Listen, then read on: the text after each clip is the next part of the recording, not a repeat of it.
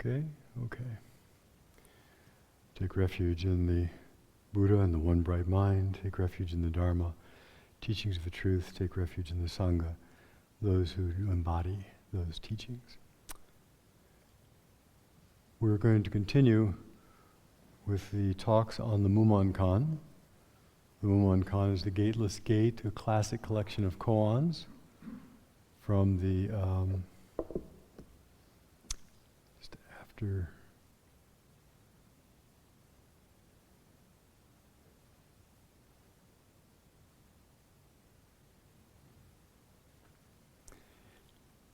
done by Zen Master Mumon, a Chinese Zen master.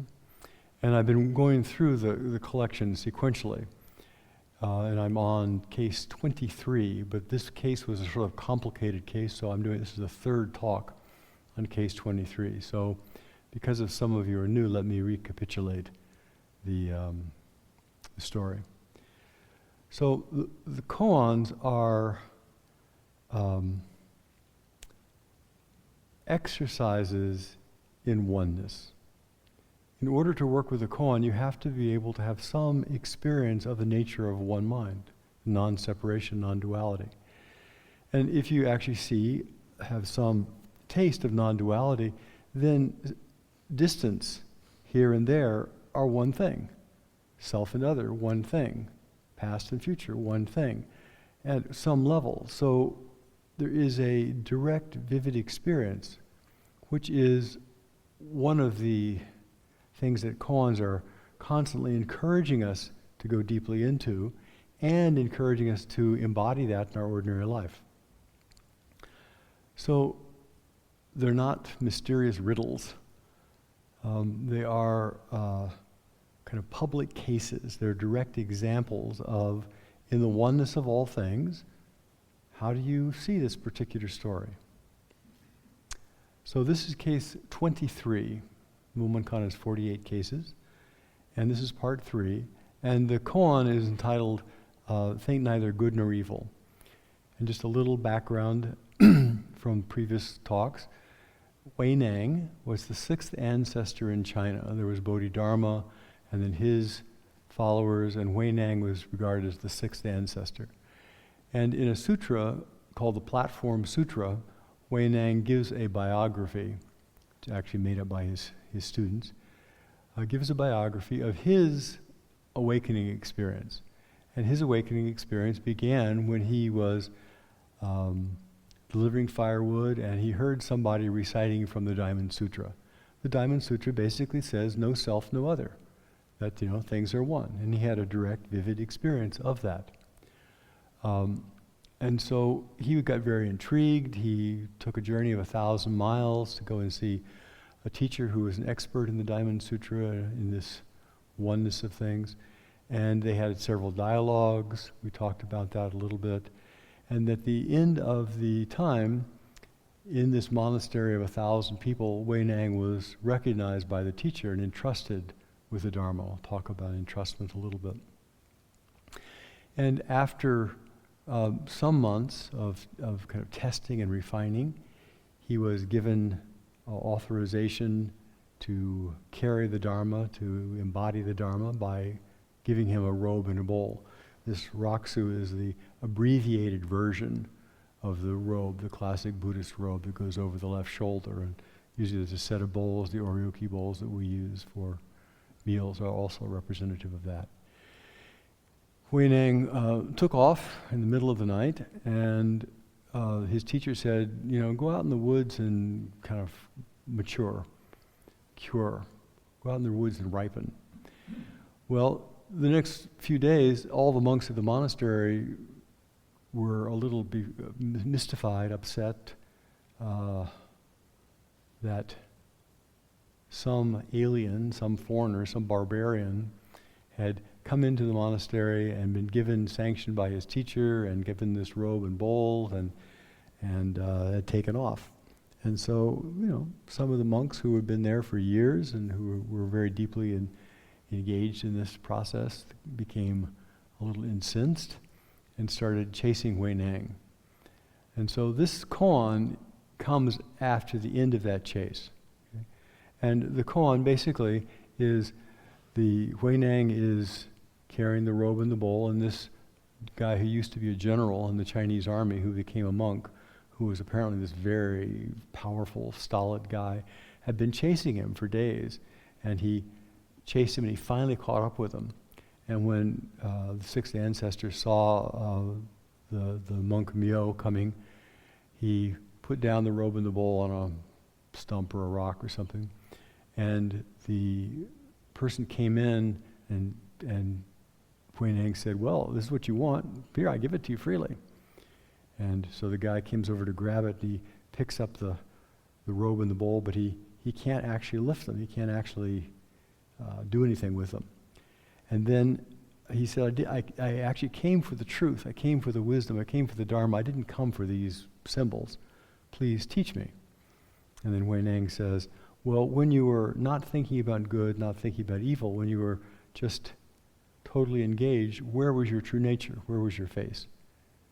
Okay, so that's the koan. And we'll talk a little bit about that, because it has several parts. The first part is entrustment. So Hongzhi, the fifth ancestor at the monastery, basically had a experience of entrusted Huineng with something. And then there's a whole part about maturing.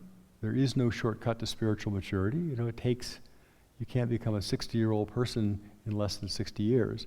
So there's a maturing that has to happen. Now you can become a wise and graceful 60, 70, or 80-year-old person, or you can be a very superficial, shallow person. But to become a wise, mature person takes time. So there's a whole process of that. There's a whole process of aspiration. This monk was, chasing Huineng, and Huineng had practiced and gone on a journey of 1,000 miles. There's a deep aspiration for truth. There's a part of the koan about giving freely, about generosity. There's a part of the koan about before right and wrong, before good and evil. And there's a part of the koan about, well, what is your true faith? Who are you really in all this?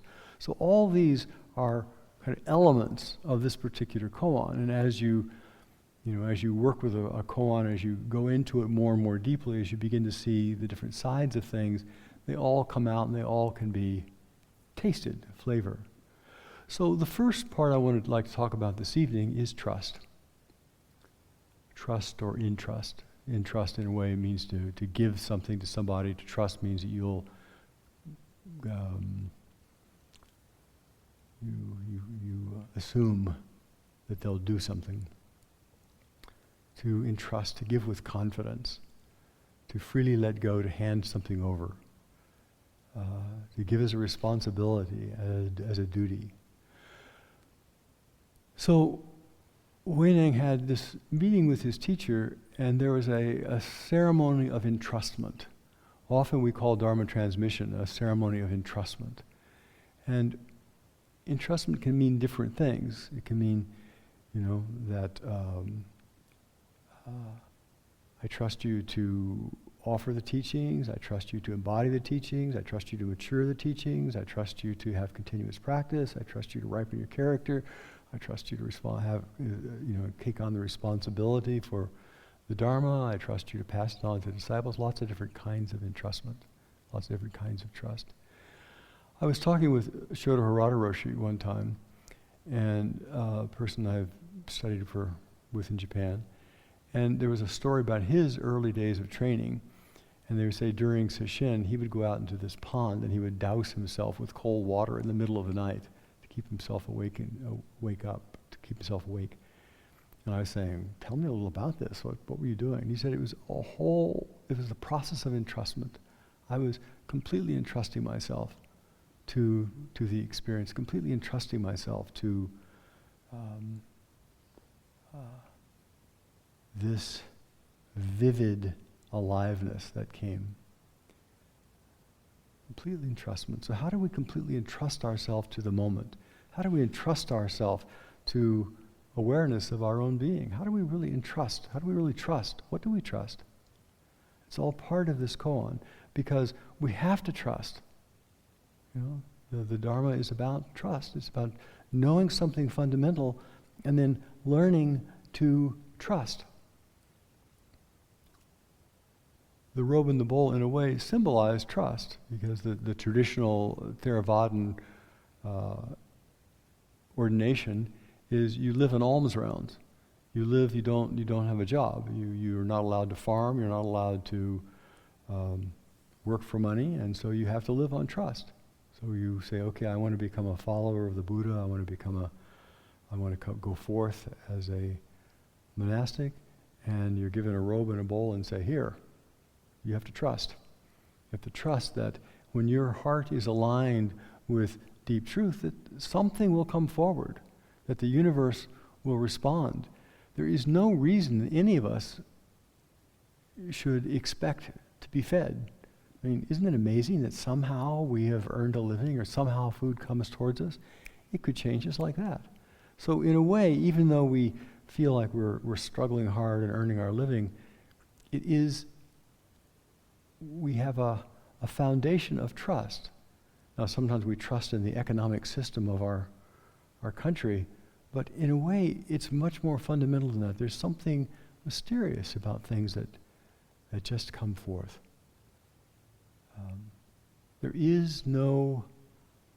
We may have hope that we are going to be fed. We may have hope that we will have a place to sleep tonight. We may have hope, but it is quite possible that all that could change, poof, in an instant. One little earthquake, one little lightning strike, one little car wreck, and suddenly, whoop, everything has changed. So in a way, our whole life is a gift, and we're living on trust, because it's amazing. It just keeps coming forward, keeps coming forward. We are so blessed. We are so blessed. We have a certain economic stability, and we have good health, and we've been around for a while, and our country at this point is stable compared to many countries in the world. So Master Huineng, the sixth ancestor, he was trusted.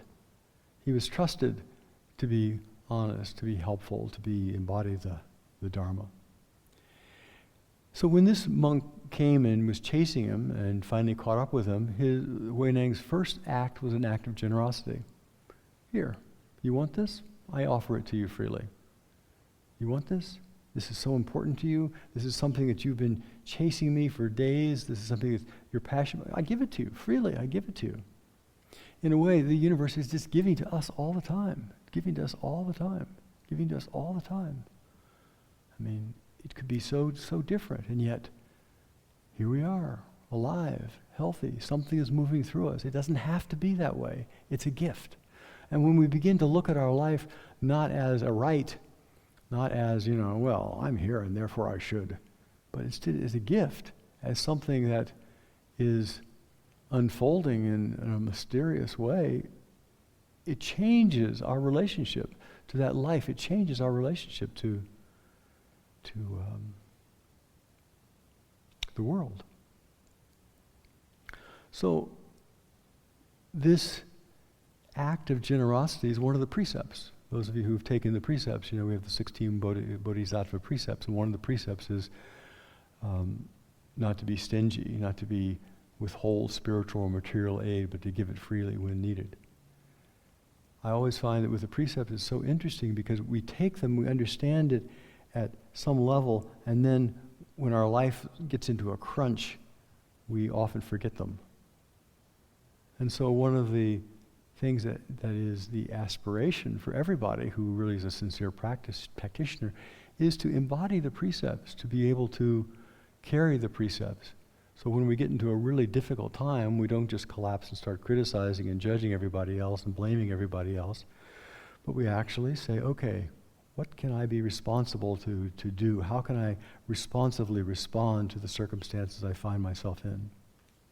How can I keep being generous, even though the circumstances are difficult?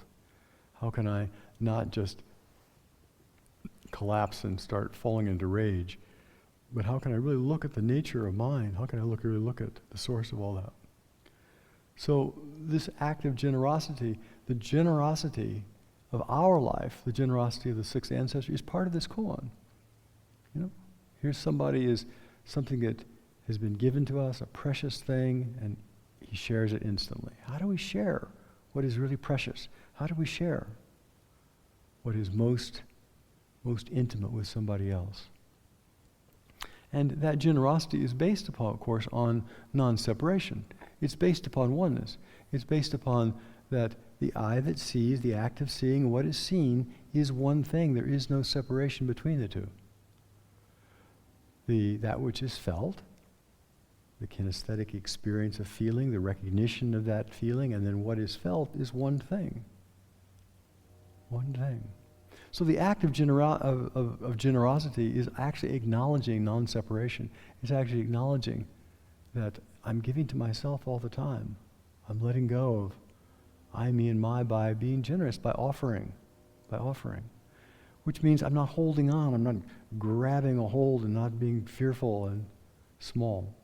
But I'm giving, I'm letting go of my opinions, my views, myself. So everything is temporary. Everything we have is temporary.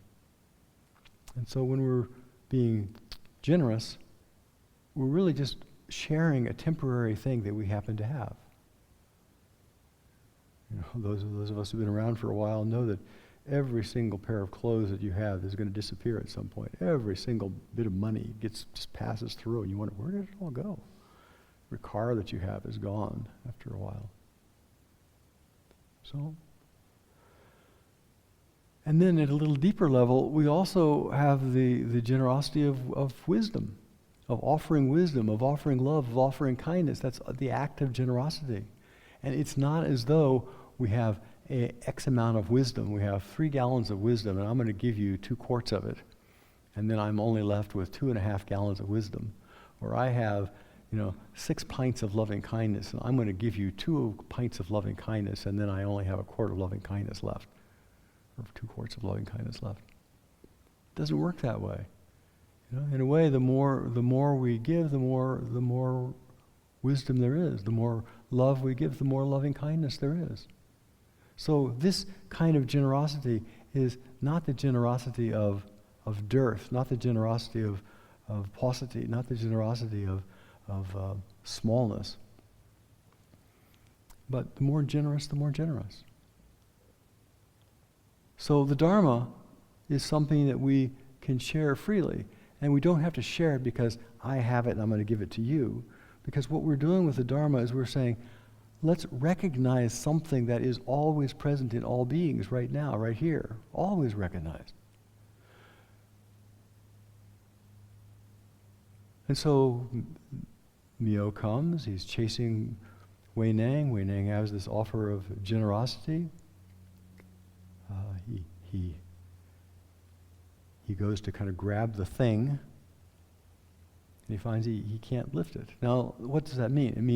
It means that things aren't going to really be the place that satisfies our heart. We all hear this over and over again. All the research shows it. There's a certain amount of money that's very important to have for people to feel some sense of security. But beyond that, happiness does not increase. Beyond the stuff you have, a certain point, happiness does not increase. It just becomes more burdensome. There's more things to take care of. So it may be that this guy comes and maybe he has a profound experience. He's there going to grab this thing and think, it's what I've been looking for. And he suddenly realizes it's just a thing. Just a thing. And the thing is not going to touch our hearts. The bigger our bank account, our heart is not touched. We have a feeling of anxiety that is reduced sometimes, but the deep heart is not touched. So perhaps he had a letting go experience of trying to grab this. Perhaps he was so discouraged with his efforts that he let go. Perhaps he was so agitated that he couldn't organize himself. I don't know what it is. But somehow in this process of trying to get he thought that he wanted a thing, and he got to the point where he got to get the thing, and suddenly he finds the thing is not it. If I just had a better car, if I just had a better partner, if I just had a better house, if I just had a better... And all of us have been there. All of us have done our very best to set up conditions the way we thought we'd like them. And at some point, we realize, it's not going to touch my deep heart. It's not going to touch my deep aspiration. I can't fill the hole with stuff. I can't fill the hole with stuff. And so then at that point we turn our awareness and say, well, what is the hole in the first place? What is the feeling of brokenness? What is the feeling of emptiness that I have? What is that? Who am I? And so then in this koan, the monk Myo says, help me, can you teach me? I found this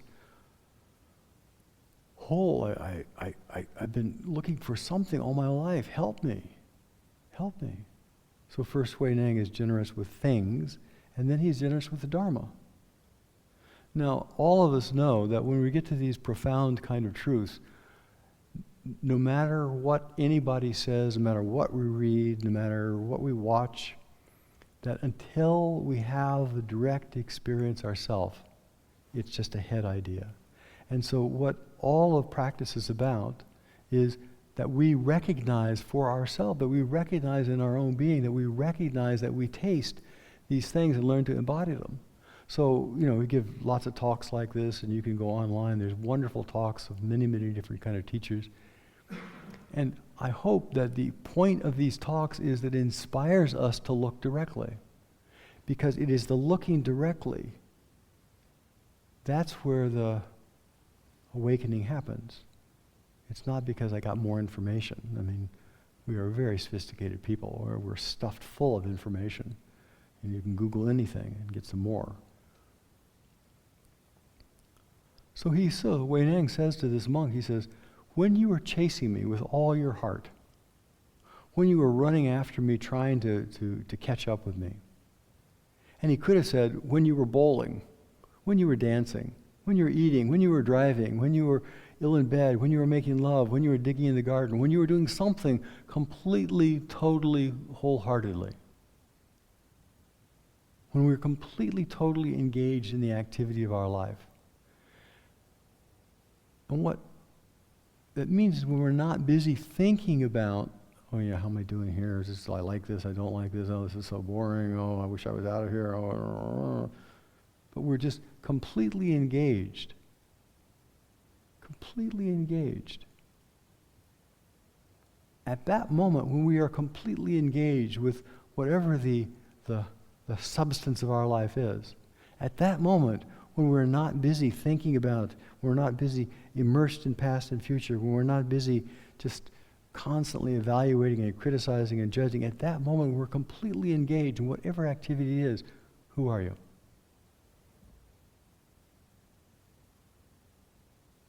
You're no longer objecting to your life, but you're living life fully. Who are you?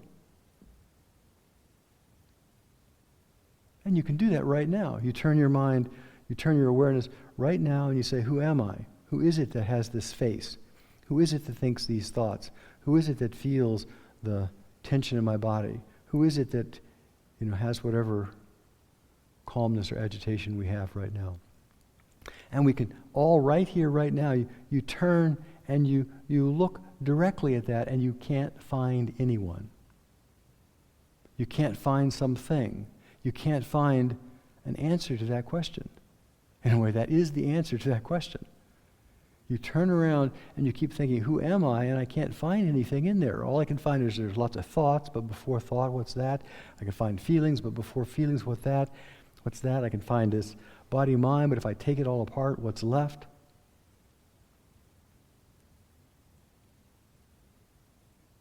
We can't find anyone there. Check it out for yourself.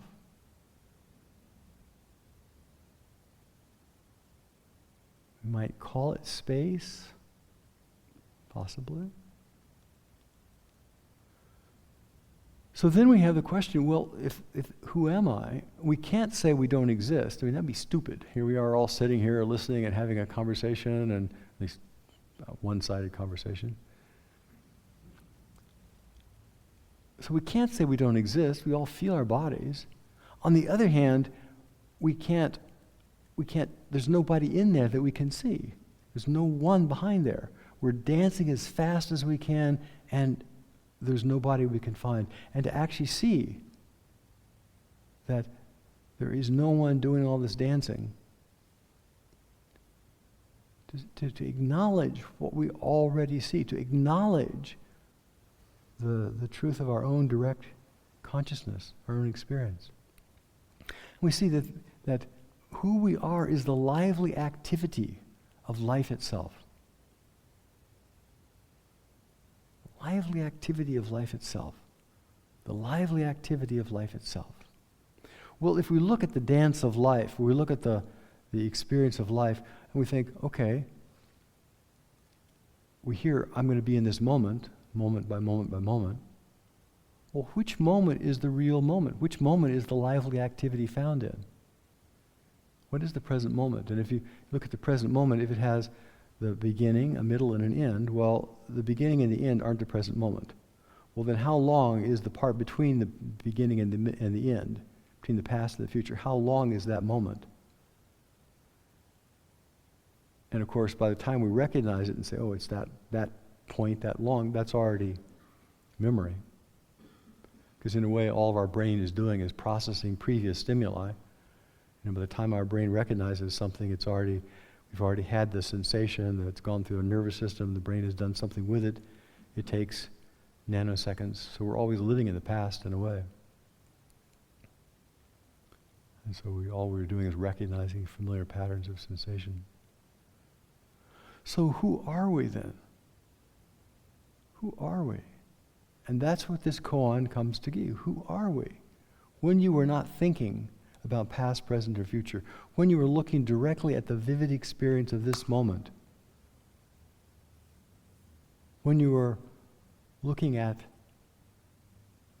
the sacred generosity of the instant of arising, who are you? And that's the koan for all of us. And that's the koan of how do we express our ungraspable life? How do we express this mystery which can't be put in a box? How do we express the constant surprise of what am I doing here with these? Yeah? And so part of this koan is just appreciation of this mysterious movement of all things, of the whole world through our particular consciousness, which has no location, can't be pinned down, has no beginning, has no end. And yet. So that's what this koan's about. So I hope each of you penetrates, clearly sees, and embodies the essence of this koan. Thank you.